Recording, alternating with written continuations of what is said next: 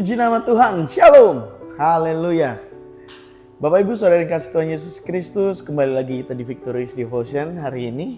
Sebelum kita membaca dan merenungkan kebenaran firman Tuhan, mari kita bersatu dalam doa. Bapak yang baik dalam sorga, kami ucap syukur Tuhan untuk anugerah-Mu yang begitu luar biasa dalam kehidupan kami.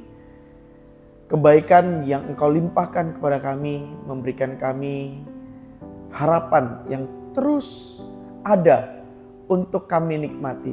Kami bersyukur untuk setiap hembusan nafas yang masih melekat dalam kehidupan kami. Kami mau gunakan itu dengan sebaik-baiknya untuk kami mengerti, memahami kebenaran firman-Mu dan juga untuk kami melakukannya di dalam kehidupan kami. Urapi setiap kami yang kami mau diperlengkapi oleh kebenaran firman-Mu. Mampukan setiap kami untuk kami yang ingin belajar akan keinginan-Mu di dalam firman-Mu. Ini doa kami dan Engkau yang berbicara sendiri atas pribadi lepas pribadi kami. Kami berdoa dan ucap syukur. Haleluya. Amin. Nah, Bapak Ibu Saudara yang kasih Tuhan Yesus Kristus, bulan ini kita masih membahas tentang kaya di dalam Yesus Kristus. Jadi kekayaan kita memiliki landasan. Kekayaan kita memiliki berada di satu posisi di mana kekayaan yang harus kita pahami itu berbeda dengan kekayaan yang orang kebanyakan miliki. Jadi jangan sampai salah kita melihat atau memaknai kekayaan di dalam Yesus Kristus itu. Jadi tidak hanya terukur sebatas jasmani, tidak hanya terukur sebatas materi, tetapi kekayaan yang disediakan oleh Yesus Kristus di dalam kehidupan kita itu melampaui itu semua. Maknanya lebih tinggi, lebih dalam, lebih indah dibandingkan kekayaan secara materi dan jasmani.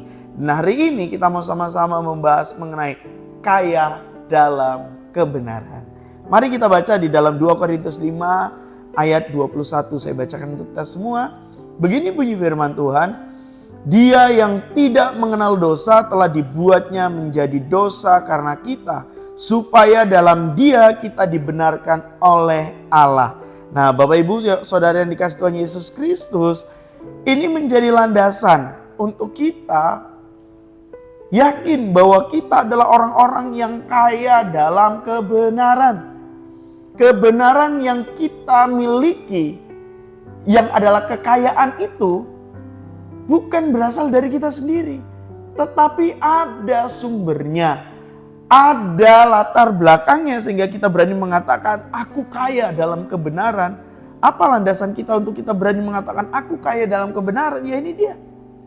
Yesus yang tidak mengenal dosa. Yesus yang tidak berdosa. Tetapi dibuat menjadi berdosa. Ada peralihan, ada perpindahan posisi. Ada perubahan keadaan. Dari dia yang kudus menjadi tidak kudus. Dari dia yang tidak berdosa menjadi berdosa. Untuk siapa? Untuk kita, orang-orang berdosa. Untuk saya, orang berdosa. Yang karena adanya perpindahan posisi, perubahan posisi, menjadikan kita yang berdosa dibenarkan. Ya kan? Ada perpindahan.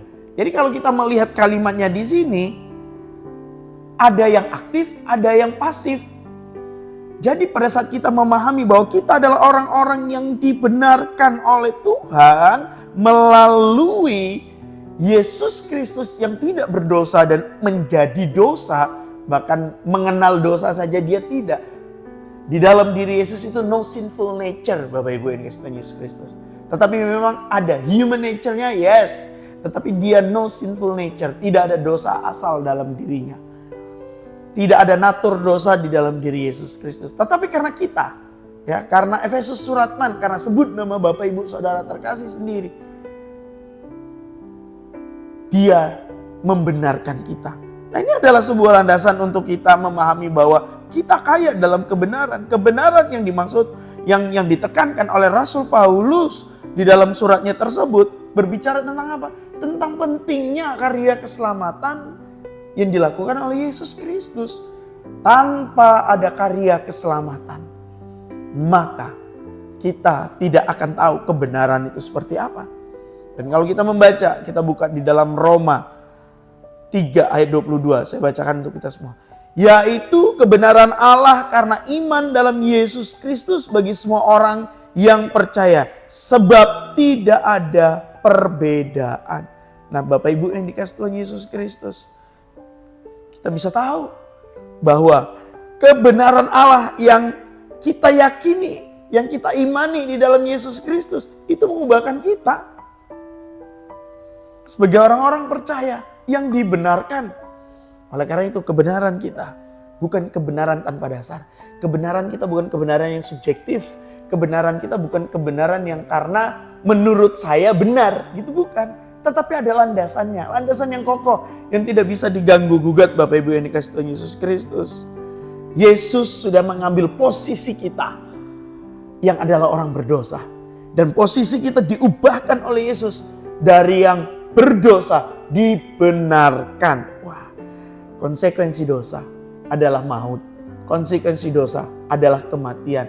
Tetapi bersyukur kepada Tuhan kita Yesus Kristus, Dia menang atas maut itu. Sehingga kita punya harapan, sehingga kita punya landasan yang kuat, sehingga kita punya pengertian yang benar bahwa kita adalah orang-orang yang kaya dalam kebenaran. Yang kebenaran itu diberikan oleh Yesus Kristus. Nah, kita adalah orang-orang yang berbahagia. Nah, itu Bapak Ibu yang dikasih Tuhan Yesus Kristus.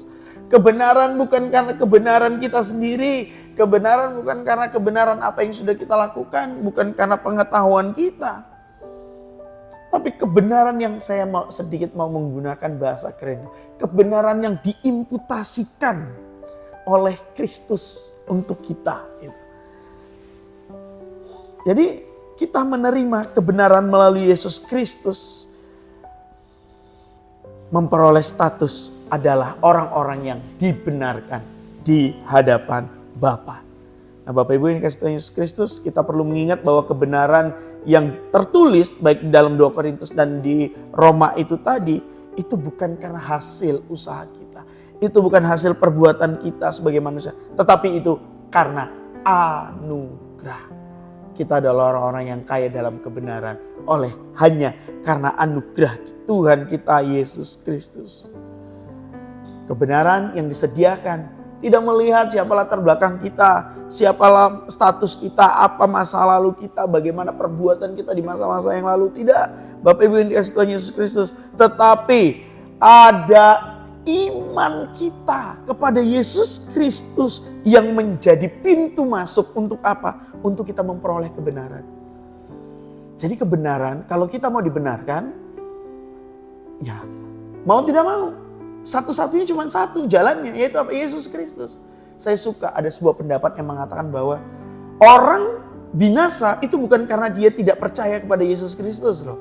Tetapi karena apa? Karena dosa orang bisa binasa. Lalu bagaimana supaya orang tidak binasa karena dosanya? Ya cuma satu jalan. Percaya kepada Yesus Kristus sebagai Tuhan dan Juru Selamat dan hidup sesuai dengan apa yang Dia kehendaki. Sesuai dengan kebenaran firman. Jadi Bapak Ibu yang dikasih Tuhan Yesus Kristus, kita mau terima anugerah kebenaran yang bukan hasil usaha kita sendiri, melainkan diberikan oleh Yesus Kristus supaya kita memiliki kekayaan dalam kebenaran. Amin buat firman Tuhan. Mari kita bersatu dalam doa. Kami mengucap syukur Tuhan untuk kekayaan kebenaran yang sudah Tuhan berikan kepada kami. Kalau kami melihat dalam kehidupan kami, sungguhnya kami adalah orang-orang yang tidak mungkin dapat mengerti dan dapat menikmati kebenaran itu. Tetapi oleh karena pengorbananmu di atas kayu salib, kami yang berdosa, kami dibenarkan. Ada pergeseran, ada perubahan posisi yang Engkau berikan kepada kami. Kami bersyukur untuk itu Tuhan. Dan biarlah kami terus menjalani status kami sebagai orang-orang yang telah dibenarkan. Berkati setiap umat-Mu, pribadi lepas pribadi, keluarga lepas keluarga, supaya mereka tidak memandang rendah kehidupan mereka, supaya mereka tetap melihat hidup mereka berharga di hadapan-Mu. Kami bersyukur untuk kebenaran-kebenaran yang Kau berikan kepada kami. Ini doa dan permohonan kami. Kami mau menjalani kehidupan kami dengan landasan kebenaran firman-Mu. Dalam nama Yesus, haleluya. Amin. Sampai ketemu di Victorious Devotion yang akan datang. Bapak Ibu yang dikasih Tuhan Yesus Kristus, salam kemenangan. Tuhan Yesus memberkati. Shalom.